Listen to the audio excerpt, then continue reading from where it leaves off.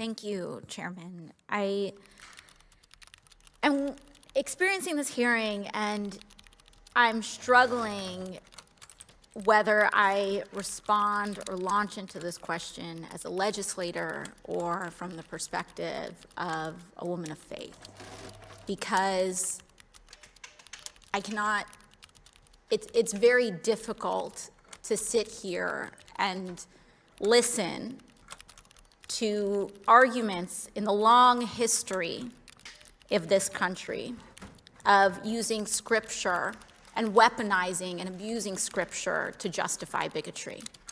White supremacists have done it. Those who justified slavery did it. Those who fought against integration did it. And we're seeing it today. And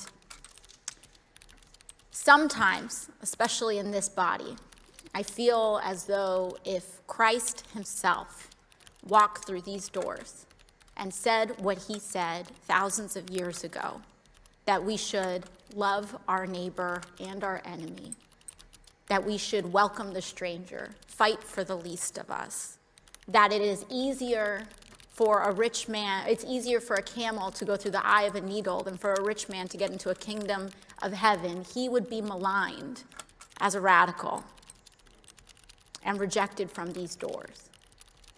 And I know, and it is part of my faith, that all people are holy and all people are sacred, unconditionally.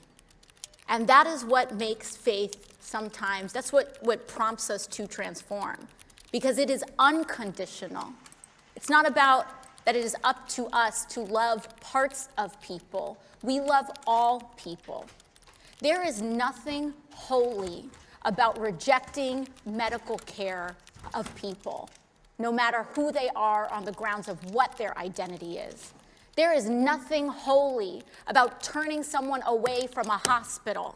There's nothing holy about rejecting a child from a family.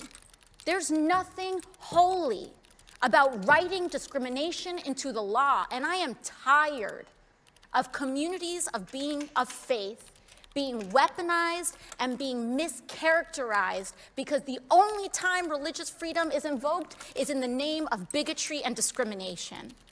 I'm tired of it.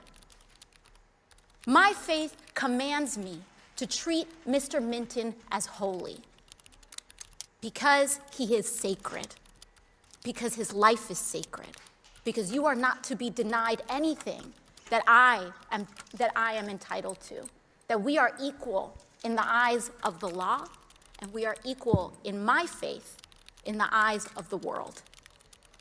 And so I just have to get that out ahead of time, because it is deeply disturbing, not just what is happening here, but what this administration is advancing is the idea that religion and faith is about exclusion. It is not up to us.